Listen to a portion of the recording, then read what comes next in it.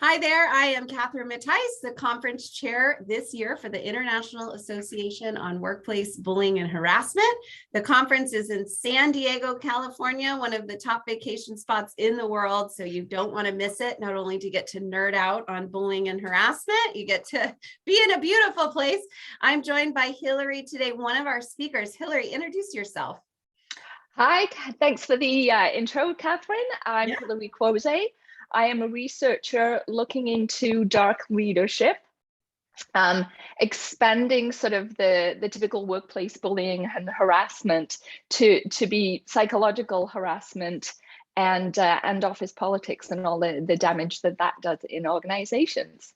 Yeah, and we were talking just before we hit record, there is the dark side of communication field in the world of communication where I'm in. So talk about your research a little bit more. What is dark leadership? And everyone always asks me how I got into what I do. So I'm curious about your answer to that question as well.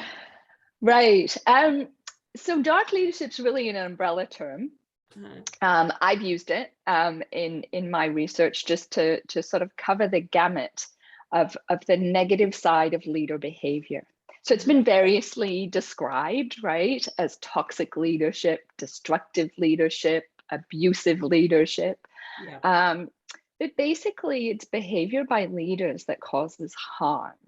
And when I talk about it in terms of it causes harm to employees that leaders work with. And that was really the framing of my study, because I sort of came to this from 2.5 decades of working in very corporate, typically hierarchical organizations, where I saw leaders behaving badly.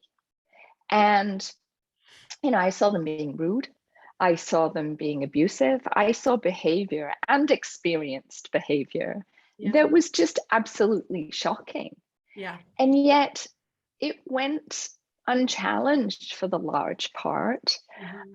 If it was challenged, it was certainly something that was explained away, swept under the carpet.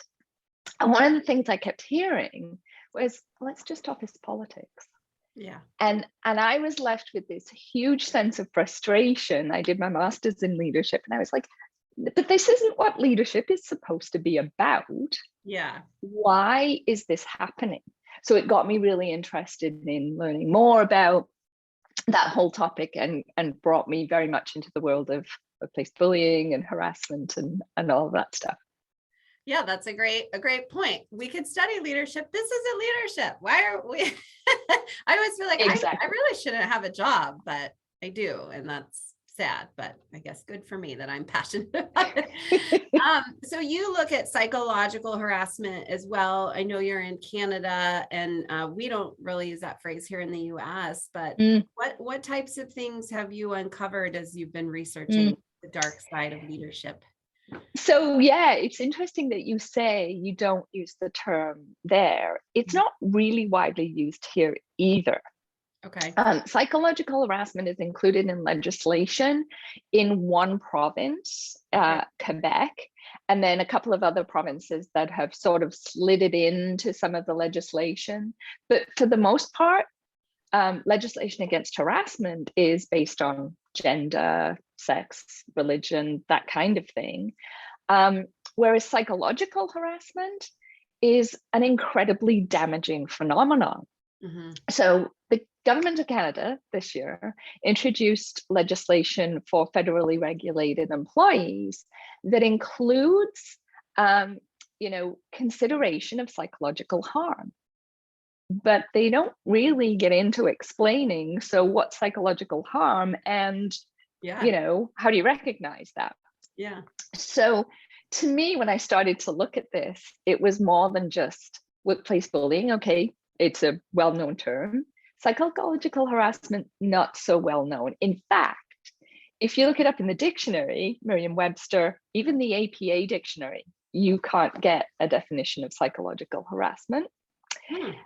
Even as far back as 2003, the World Health Organization put out a paper on sort of getting psychological harassment more well known, but they equated it much more with mobbing than what we see. So what I found is if you start to look at psychological harassment and how insidious that is, it's so damaging. People talked about workplace bullying as being intimidation. They talked about, the aggressiveness of it, the demeaning nature of it. But with psychological harassment, they talked very much about self-doubt, about it really eating away at their self-confidence, it being much more hidden behavior. It was behavior that was really targeted at eroding somebody's self-confidence. So not easily recognizable, particularly in our workplaces. But they also equated it with manipulation, which led me a lot into then office politics.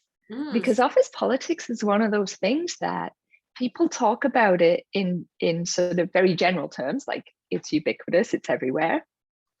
But they also talk about it in a very negative way, right? And people sort of, going after their own self-serving purposes, manipulating others, instead of using it for the good side, which is much more around, collaboration.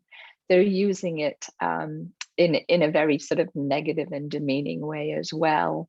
So those two aspects of this type of negative leader behavior really broaden that lens for me in sort of being able to describe, well, what is negative leader behavior and how is it impacting people that they work with? Would you say that bullying is kind of a subcategory of psychological harassment, or you say they're just very different phenomenon? Yeah, interesting question. I think depends on the eye of the beholder very much. I had 3 different participant groups in my study. I talked to leaders, I talked to employees, and I also talked to human resource professionals to get sort of a sense of, well, where were they seeing this? In an attempt to help organizations to then define it for themselves. So I think that was one of the things that really came out loud and clear, is organizations really need to use their own language to describe what behavior is acceptable and unacceptable. And whether or not they put workplace bullying as sort of the number one thing that you can recognize, much more so because it is more widely known and legislated, although I understand it's still not typically in the US, right? No. So, but it's a very well-known term. But then getting into being able to describe behavior associated with psychological harassment, because I think the term everybody knows is gaslighting. So that really is the term that I think, captures that erosion of self-confidence and self-esteem.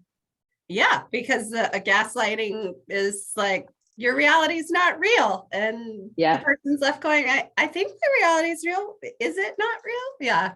Right. Well, I'm not going to ask you too much more because I don't want to give away all of the goods of your presentation. People have got to come to San Diego to hear about all of that. But let me ask you a different question. What are you most excited about in coming to the conference here in San Diego?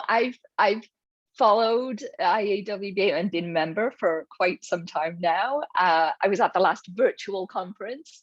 So for me, it is getting to actually meet people live and in person, really expanding sort of that network, but also getting to really talk to people about, so what now do we understand? What's new? Where are we going with this? And how do we get the voice louder? Anywhere around the world, and hearing what the perspectives are from around the world, I think is one of the most valuable parts of IAWBH. Absolutely. Even this conversation, I have all sorts of thoughts about the psychological harassment versus bullying and where do they fit and how do they work together or not. And I mean, we could have a whole 3-hour conversation on it probably. So we won't do that now. We'll save all of our listeners. But I look forward to seeing you in San Diego, and thanks, Hilary, for joining me today.